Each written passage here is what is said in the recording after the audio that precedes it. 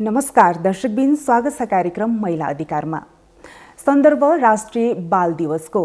दर्शकबिन, प्रत्येक वर्ष हामीले भदौ 29 गते राष्ट्रिय बाल दिवस मनाउँदै आइरहेका छौं। यस वर्ष पनि बालबालिकामा लगानी सुनिश्चित भविष्यको थालनी भन्ने नाराका साथ भदौ 29 गते राष्ट्रिय बाल दिवस मनाउन गइरहेका छौं। यो दिवस हामीले मनाइरहँदा बालबालिकाको सुनिश्चित भविष्यका लागि हामीसँग के कस्तो कानुनी व्यवस्था रहेको छ र त्यसको कार्यान्वयनको अवस्था कस्तो रहेको छ भन्ने विषयमा आज हामी जानकारी प्रस्तुत गर्नेछौँ र हामीसँग हुनुहुन्छ अधिवक्ता सागर भण्डारी। स्वागत छ यहाँलाई कार्यक्रममा। धन्यवाद।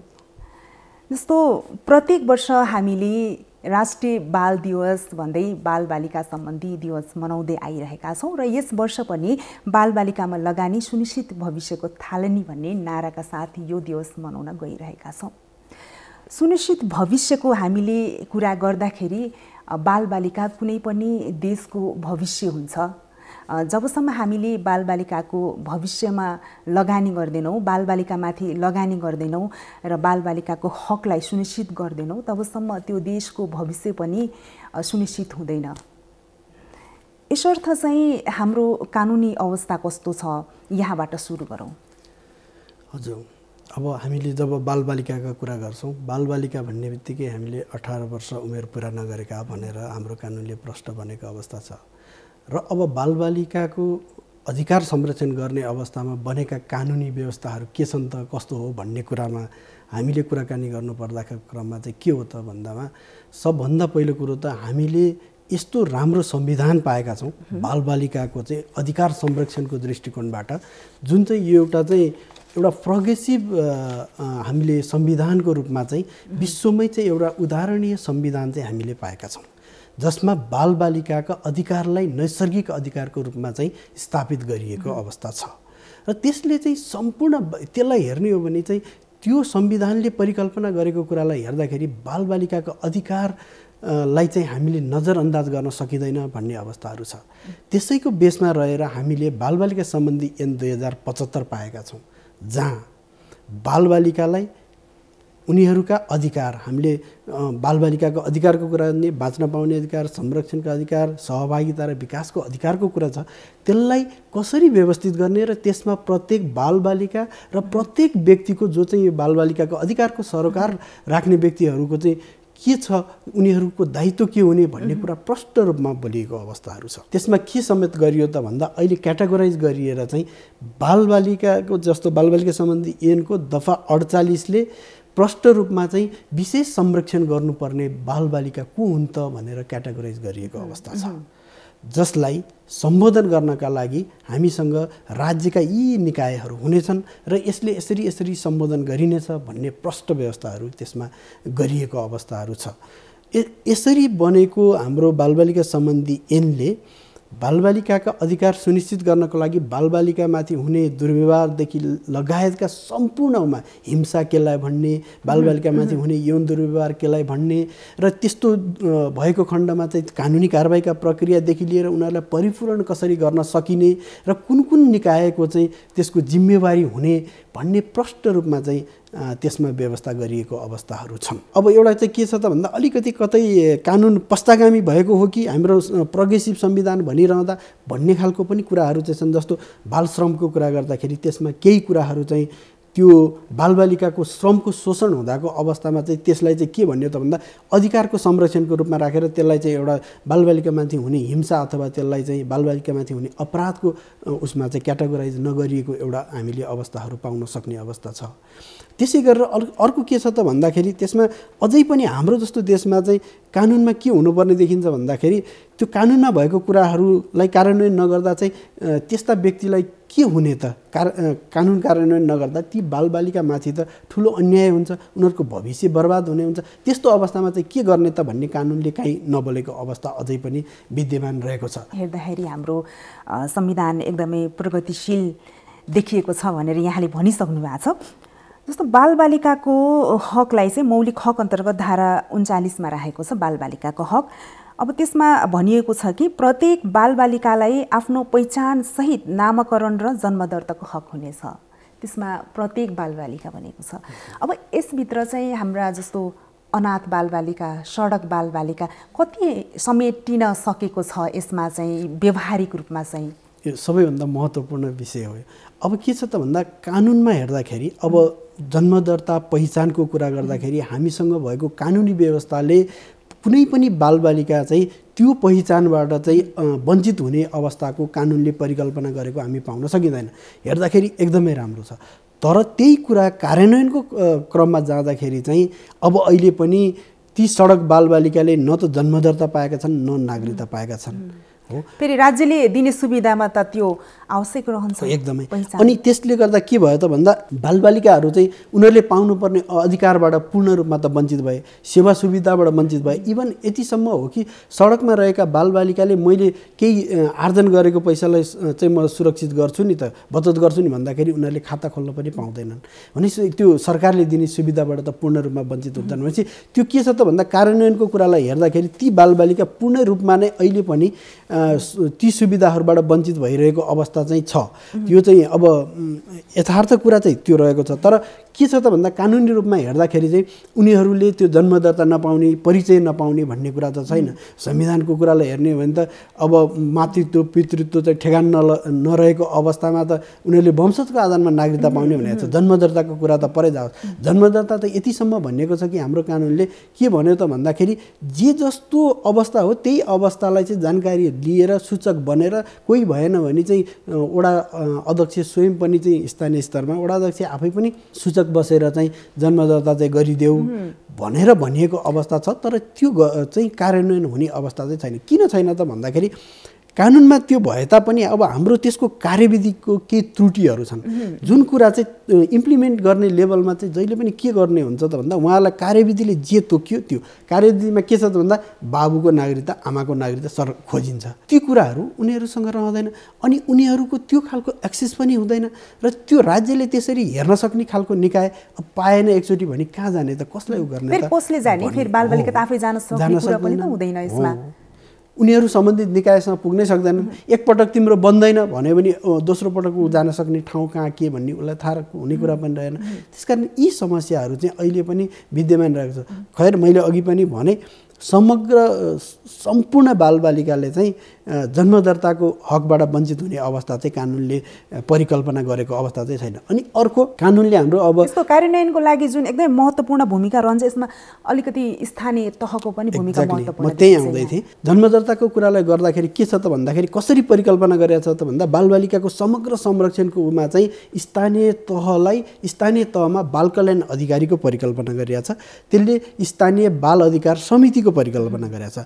त्यो फर्मेसन भइसकेपछि त्यो बाल अधिकार समितिको के छ त भन्दा सदस्य सचिवसँग रहने गरी चाहिँ बाल कल्याण अधिकारी भनिएको छ। त्यो हाम्रो कानुनले नै प्रष्ट बोलेको र त्यो बाल कल्याण अधिकारीको जिम्मेवारीको पहिलो काम कर्तव्य अधिकारभित्रमा हेर्दाखेरि उनीहरूको चाहिँ त्यो पहिचानको अधिकार चाहिँ सुनिश्चित गर्ने भन्ने कुरा चाहिँ छ। जुन जन्मदर्ता लगायतका कार्यहरू चाहिँ बाल कल्याण अधिकारीले गर्ने भन्ने व्यवस्था चाहिँ रहेको छ। तर अब हामी हेरौँ 753 स्थानीय निकायहरूमा बाल कल्याण अधिकारी नियुक्ति हुन सकेका अवस्था छन्। त अवस्था कस्तो छ? स्थानीय तहले चाहिँ कति जागरुक पाउनुहुन्छ तपाईँ चाहिँ यसमा चाहिँ बालबालिकाको अधिकारको क्षेत्रमा चाहिँ काम गरिरहनु भएको छ? एक्ज्याक्टली हो। यो मेरो 20 वर्षको अनुभवलाई हेर्दाखेरि मैले अहिलेको संविधानभन्दा अगाडिको हामीसँग बालबालिका सम्बन्धी ऐन 2048 अन्तर्गतको रहेको संरचनाको कुरामा पनि मैले कार्य गरेँ र अब अहिले त्यसपछिको प्रोग्रेसिभ हामीले भनिरहेको कानुनको जुन संरचना छ जुन चाहिँ स्थानीय तहलाई चाहिँ विशेष अधिकार दिएको छ बालबालिकाको संरक्षणको कुरामा। र अब त्यसमा के छ त भन्दा बाल कल्याण अधिकारीको नियुक्ति पहिलो देखिएको छ।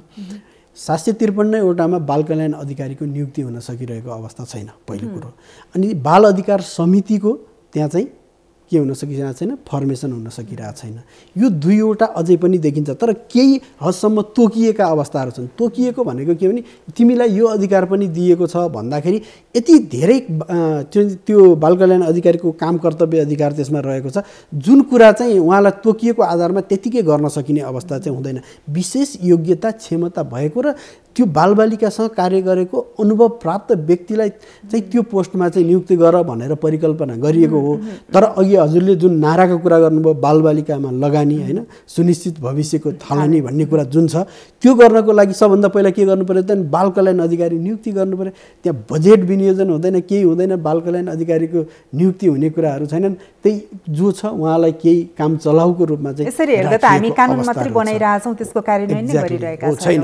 हेर्नुहोस् अब यहाँ सबैभन्दा ठुलो कुरा के छ त सडक बालबालिकाको हिंसामा परेका, यौन दुर्व्यवहारमा, यौन शोषणमा, बेचबिखनमा परेका, अनलाइन दुर्व्यवहारमा परेका सम्पूर्ण बालबालिकाको संरक्षण गर्ने कुरा इभन के सम्म छ भने त्यस्तो जानकारी चाहिँ ती बालबालिकाहरूको जानकारी चाहिँ प्रहरी अथवा कुनै पनि निकायमा आएको खण्डमा तत्काल उद्धार गर्दाको क्रममा चाहिँ त्यो चाहिँ स्थानीय स्तरमा चाहिँ बाल कल्याण अधिकारी र त्यो समितिलाई चाहिँ जानकारी गराएर चाहिँ उद्धार गरेर चाहिँ संरक्षणको व्यवस्था गर भनेर भनेको हुन्छ।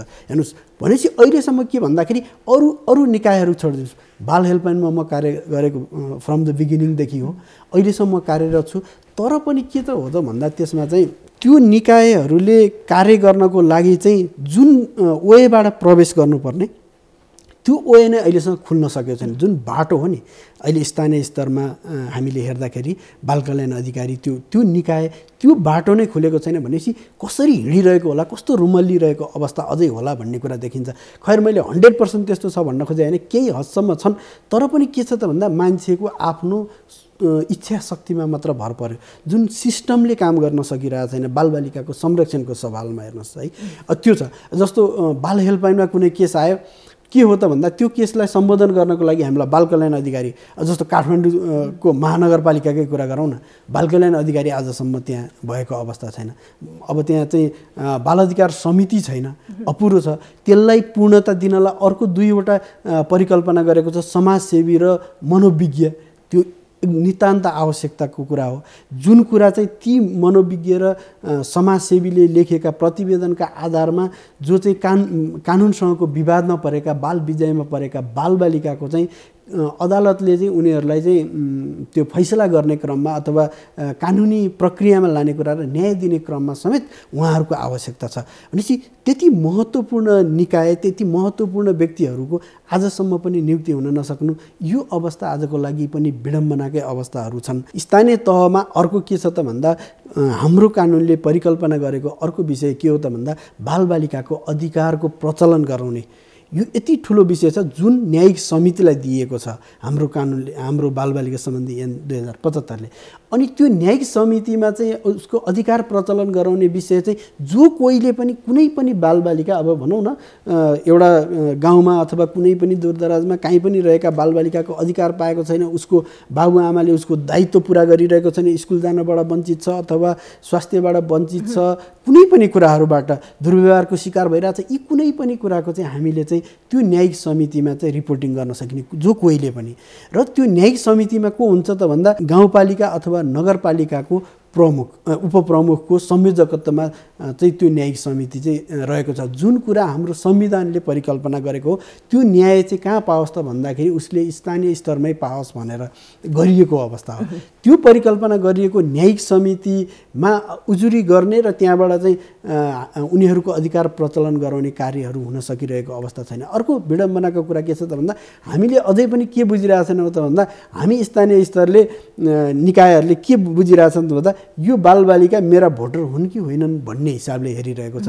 भोटरका बालबालिका उसका बालबालिका भए त्यो स्थानीय स्तरको, त्यो स्थानीय निकायको, नत्र त्यो स्थानीय निकायको बालबालिका भएनन्। हामीले चाहिँ दुर्व्यवहारको कुरा गर्दाखेरि चाहिँ अझै बालकभन्दा बालिका बेसी जोखिममा पर्ने गरेको चाहिँ विभिन्न तथ्याङ्कहरूले देखाउँछ। हामी सडक बालबालिकाकै कुरा गरौँ, अनाथ आश्रममै पनि कुरा गरौँ हामी चाहिँ।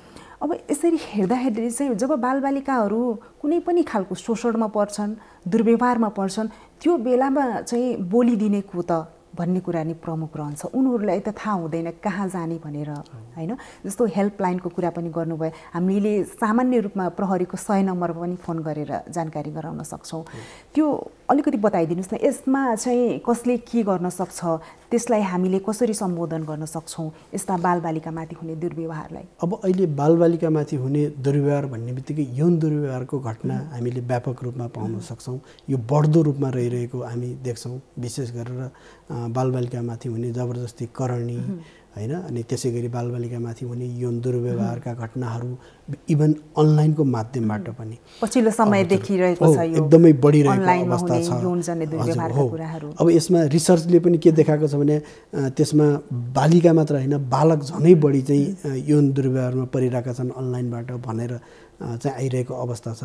तर हो, अब यो तीनवटालाई हेर्दाखेरि जस्तो अनलाइन अब्युजको केसहरूमा चाहिँ के छ त भन्दाखेरि हामीसँग भएको कानुनलाई हेर्ने हो भने त्यसले अहिले पनि नजरअन्दाज गरिरहेको छ ती बालबालिकाका त्यस्ता मुद्दाहरूलाई सम्बोधन गर्न र कानुनी प्रक्रियामा लान र उनीहरूलाई चाहिँ संरक्षित बनाउने कुरामा चाहिँ अहिले पनि त्यो कानुन चाहिँ पर्याप्त रूपमा रहेको छैन।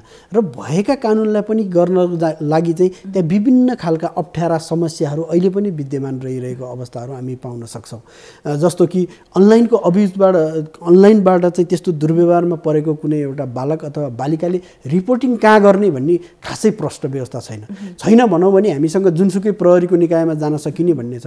तर हाम्रो जस्तो देशमा अहिलेसम्म पनि प्रहरीसँग डराउने र तर्सिने बेलामा अझै पनि ती बालबालिकाहरूले गएर अथवा त्यसका अभिभावकले गएर चाहिँ यस्ता कुरालाई चाहिँ उनीहरूले चाहिँ रजिस्टर गर्न अथवा जानकारी दिनलाई सूचना दिन सकिने अवस्थाहरू छैन। र हाम्रो कानुनी जहिले पनि एकदमै जटिलता भएको कारणले गर्दाखेरि हामीले के बुझ्न सक्छौँ भने उहाँहरू त्यो ठाउँसम्म जान अथवा त्यहाँ पुग्न र कानुनी रूपमा चाहिँ मैले न्याय पाउँछु भन्ने कुरामा चाहिँ उहाँहरू त्यसरी चाहिँ आफू चाहिँ विश्वस्त भएर चाहिँ अगाडि बढ्न सकिने अवस्था छैन। त्यसै कारणले गर्दाखेरि बाल हेल्पलाइन लगायतका संरचनाहरू चाहिँ यो नेपाल सरकारकै संरचना हो। अहिले सिभिल नेपाल लगायत अन्य 11वटा सङ्घ संस्थाहरूले चाहिँ यसलाई सञ्चालन गरिरहेको अवस्था त छ। तर यो पर्याप्त मात्रामा त हो भन्न सकिएन। तर पनि के हो त भन्दा नेपाल सरकारको संरचना भएको हुनाले चाहिँ बालबालिका यदि कुनै पनि दुर्व्यवहार त्यस्तो शोषण हिंसामा परेको अवस्थामा चाहिँ बाल हेल्पलाइन 1098ले सम्बोधन गर्नै पर्छ। 1098 हामी जो कोहीले पनि त्यसमा चाहिँ फोन गर्न सक्छौँ, गर्न सकियो। र अब यो गरिसकेपछि अहिले के छ त भन्दा त्यसमा चाहिँ एउटा जुन नेपाल सरकारले बनाएको कार्यविधि अनुरूप चाहिँ हामीले पूर्ण रूपमा चाहिँ ती बालबालिकाको चाहिँ उनीहरूको उद्धार, संरक्षण, राहत सम्पूर्ण चाहिँ कानुनी प्रक्रियादेखि लिएर मनोसामाजिक परामर्शका कार्य र पारिवारिक पुनर्स्थापना र यदि सम्भावना भएन भने उहाँहरूलाई चाहिँ अल्टरनेटिभ केयरको पनि व्यवस्था चाहिँ वैकल्पिक स्याहारको समेत प्रक्रियामा लगेर चाहिँ उहाँहरूको चाहिँ केस व्यवस्थापन गर्ने कुराहरूमा चाहिँ बाल हेल्पलाइनले कार्य गरिरहेको अवस्था छ। यो नेपाल सरकारकै संरचना हो, तर पनि अब अहिले पनि विभिन्न सङ्घ संस्थाले सञ्चालन गरिरहेको अवस्थाहरू चाहिँ छ। पछिल्लो जनगणनाको तथ्याङ्क हेरौँ, 14 वर्षभन्दा मुनिको सङ्ख्या चाहिँ जनसङ्ख्या चाहिँ 27.83% रहेको छ भने 15 देखि 59 उमेर समूह चाहिँ 61.96% रहेको छ भने यसमा चाहिँ हाम्रो जन्मदर चाहिँ घटेर सन् 2011 को जनगणना र 2021 को हामीले तुलना गर्दाखेरि 0.92% मा हाम्रो जन्मदर झरेको छ। यसरी हेर्दा अहिले जुन सङ्ख्या बालबालिकाको सङ्ख्या रहेको छ यो त देशको लागि एकदमै महत्त्वपूर्ण रहेको छ। भोलिको भविष्य नै बालबालिकामा टिकेको छ देशको त हामीले हेर्ने हो भने त संविधान पनि छ, त्यसलाई कार्यान्वयन गर्न ऐन पनि ल्याएका छौँ, संशोधन गरेर समय अनुकूल हामीले ऐन पनि संशोधन गर्दै गइरहेका छौँ। अब यो कार्यान्वयन गर्न चाहिँ चुनौती के हुने रहेछ? विशेष गरेर चाहिँ अब हामीले ऐन बनाउँछौँ हैन, अब त्यसको नियमावली आउँछ, त्यसको कार्यविधिहरू आउँछ, तर यो सबैभन्दा ठुलो कुरा चाहिँ संरचनाको कुरा रहेछ। संरचना र त्यहाँ हुने मानव स्रोत र त्यसमा गरिने लगानी हो। राज्यले अब त्यसमा कति लगानी गरेको छ। अब अहिलेको हाम्रो बाल संरक्षणका संरचनालाई हेरौँ न। मन्त्रालय छ, महिला बालबालिका तथा ज्येष्ठ नागरिक मन्त्रालय, राष्ट्रिय बाल अधिकार परिषद रहेको छ, त्यसै गरेर स्थानीय स्तरमा रहेको अघि हामीले छलफल गरेका संरचनाहरू रहे हैन। र अब तर त्यसले गर्नको त्यो कार्य गर्नको लागि कति चाहिँ त्यसमा लगानी गरेको छ त? के लगानी छ त? अब बालबालिकाको भनौँ न, अनलाइनको प्रोटेक्सनमा राज्यले कति लगानी गर्यो त बालबालिकाको संरक्षण गर्ने? अब बालबालिकालाई चाहिँ यौनजन्य हिंसाबाट बचाउनको लागि, संरक्षित गर्नको लागि कति लगानी गर्यो त?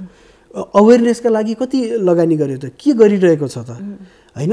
कमसेकम प्रत्येक बालबालिकालाई गुड टच र ब्याड टच भनेको के हो भन्ने कुरा हामीले, राम्रो छुवाई नराम्रो छुवाई के हो, कसरी बच्ने, कहाँ कहाँ खबर गर्ने भन्ने कुरा समेत पनि आज चाहिँ सबै बालबालिकामा पुग्नुपर्छ भन्ने खालको पुर्याउनुपर्छ भनेर चाहिँ त्यसमा लगानी गरिएको छैन र त्यो कार्य गरिएको अवस्थाहरू छैन।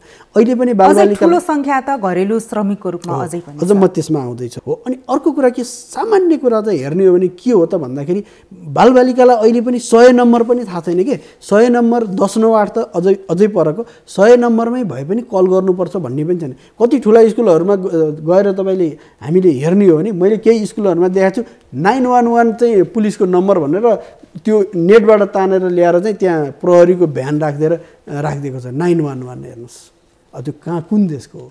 अमेरिकाको। यो अवस्था अझै छ भनेपछि त्यो हामीले के गरेर शिक्षा दिनले पनि कसरी दिइरहेछौँ त। अब बाल श्रमको विषय हजुरले उठाउनु भयो। बाल श्रमको विषय मैले अघि पनि भने कानुनले पनि उपेक्षा गरेको, अहिले हाम्रो बालबालिका यिनले नि उपेक्षा गरे। किन त भन्दाखेरि अघि पनि भने त्यो उनीहरूको अधिकार संरक्षण मात्र होइन, बालबालिकालाई काममा लगाएर उनीहरूको फन्डामेन्टल राइट्सलाई नै हनन गर्ने कार्य गरेको भनेको त अपराधिक कार्य हो, हिंसात्मक कार्य हो, त्यो दण्डनीय हुनुपर्छ भनेर हाम्रो संविधानले ग्यारेन्टी गरेको फन्डामेन्टल राइट्सको रूपमा पाएको कुरालाई चाहिँ यहाँ चाहिँ हाम्रो चाहिँ ऐनले ल्याएर चाहिँ त्यसलाई चाहिँ त्यसरी गर्न सकिने अवस्था हुन्छ। त्यो अवस्था रहेको कारणले अहिले पनि हेर्नुहोस् बाल श्रमिकको कुरा गर्दाखेरि 11 लाख बाल श्रमिकहरू रहेको अवस्था छ, जसमा 2 लाख त जोखिमपूर्ण श्रममा रहेका छन्। ती पूर्ण रूपमा त उनीहरूले पाउनुपर्ने नैसर्गिक अधिकारको रूपमा रहेको पढाइ, स्कुल, विद्यालय जानेबाट वञ्चित छन् नि हो। तिनीहरूलाई सम्बोधन गर्ने कानुन खोइ त। हाम्रो श्रम कार्यालयको कुरा गर्ने हो भने अहिलेसम्म 11वटा देशभरिमा 11वटा श्रम कार्यालय छन् र त्यहाँ रिपोर्टिङ परे पश्चात मात्र चाहिँ ती केही एड्रेस गर्ने कुराहरू छन्, न अनुगमन छ न केही छ। बाल श्रमलाई त्यसलाई चाहिँ कमी गर्ने कुरामा चाहिँ सोचै छैन। र अब घरेलु श्रमिक आजको दिनमा पनि घर घरमा श्रमिक रहेर ती शोषणमा परिरहेको अवस्थाहरू हामी आज पनि पाउन सकिने अवस्था विद्यमानै छ। लामो समय यहाँले काम गरिराख्नु भएको छ बालबालिकाको अधिकारको क्षेत्रमा चाहिँ, र आफै अधिवक्ता पनि हुनुहुन्छ, कानुनको विज्ञ। यसरी हेर्दाखेरि चाहिँ अब हामीले के गर्नु पर्ला जस्तो लाग्छ यहाँलाई चाहिँ? विशेष गरेर साँच्चै हामी बालबालिकाको अधिकार संरक्षण गर्नलाई चाहिँ तत्पर छौँ र हामी जसरी बालबालिका भोलिका हाम्रा भविष्य हुन् भनेर हामी भनिरहँदाको अवस्थामा सबैभन्दा ठुलो कुरा चाहिँ अहिले हामीले एउटा सबै यो बाल अधिकारको क्षेत्रमा काम गर्ने व्यक्तिहरूले चाहिँ यो बालबालिका राष्ट्रिय गौरव हुन् भनेर बोलिरहेको र हामीले त्यो कुरालाई चाहिँ अगाडि बढाएको छौँ। हरेक काम गर्दा हरेक क्षेत्रमा हरेक मन्त्रालयले हरेक व्यक्तिले बालबालिकालाई गौरवको दर्जा दिने र त्यो चाहिँ हाम्रो मानसपटलमा राखेर चाहिँ जहिले हरेक कार्य गर्दाखेरि हामीले बोल्दा होस्, लेख्दा होस्, सोच्दा होस्, कुनै काम गर्दा बालबालिकालाई यसले असर गर्छ कि गर्दैन, बालबालिकाको हितमा छ कि छैन भनेर सोच्नुपर्छ भनेर एउटा सोच ल्याउनु पर्यो। अर्को कुरा के त भन्दाखेरि अहिले भएको संरचना जुन संरचनाहरू छ त्यो चाहिँ अझ एकदमै इक्विप्ड हुनु पर्यो, त्यहाँ भएको मानव स्रोत पनि त्यही अनुरूपको हुनु पर्यो। र अर्को कुरा के छ त हजुरको भन्दाखेरि त्यो चाहिँ जस्तो अदालतमा कानुनी प्रक्रियामा जाने बेलामा हाम्रो कानुनले 120 दिनभित्रमा मुद्दा फैसला गर भनेपछि 1 वर्षसम्म राख्दाखेरि त्यो व्यक्तिमाथि चाहिँ कारबाही हुने अथवा त्यसको अनुगमन हुने, मूल्याङ्कन हुने व्यवस्था हुनुपर्छ कि पर्दैन? अब बाल कल्याण अधिकारीलाई दिएको जिम्मेवारी पुरा गर्नुपर्छ कि पर्दैन होला? न्यायिक समितिमा ले आफ्नो जिम्मेवारी पुरा गर्नु परेन? त्यसको लागि चाहिँ उहाँहरूले गर्नुपर्ने, लगानी गर्नुपर्ने कुरा गर्नु पऱ्यो कि परेन? हो, यी सबै कुरा गरेर चाहिँ समन्वयकारी भूमिकाहरू निर्वाह गर्नको लागि सबैलाई एक ठाउँमा लिएर आएर चाहिँ नेपाल सरकारले जो चाहिँ बालबालिकाको संरक्षण गर्नको लागि भएका जुन संयन्त्रहरू छन्, जसले नीतिगत रूपमा कार्य गर्छन्, कानुन बनाउने काम गर्छन् र उनीहरूलाई चाहिँ एकत्रित गरेर चाहिँ समन्वयकारी भूमिका निभाउने जुन कार्य गर्नेछ, ती निकायहरू चाहिँ ले चाहिँ सबैसँग समन्वय गरेर चाहिँ सहकार्य गरेर चाहिँ बालबालिकालाई चाहिँ को चाहिँ जुन अधिकार संरक्षण गर्ने कुरामा उनीहरूलाई संरक्षित गर्ने कुरामा चाहिँ विशेष सोच राखियो भने चाहिँ अवश्य पनि हामी सफल हुनेछौँ र बालबालिकाले आफ्नो अधिकार प्रत्याभूत गर्नेछन् भन्ने लाग्छ। हस्, यहाँको महत्त्वपूर्ण समय र जानकारीको लागि यहाँलाई धेरै धेरै धन्यवाद। दर्शकबिन, आजको कार्यक्रममा हामीले राष्ट्रिय बाल दिवसको सन्दर्भमा रहेर जानकारी प्रस्तुत गर्यौँ। दर्शकबिन, बालबालिका कुनै पनि देशको भविष्य हुन्छ, त्यसैले बालबालिका सम्बन्धी भएका कानुनको प्रभावकारी कार्यान्वयन हुन आवश्यक छ। हस्त दर्शकबिन अर्को हप्ता हामी फेरि यस्तै जानकारीमूलक विषयवस्तु लिएर उपस्थित हुनेछौँ। त्यतिन्जेलसम्मको लागि आज्ञा दिनुहोस्। हेर्दै गर्नुहोला नेपाल टेलिभिजन। नमस्ते।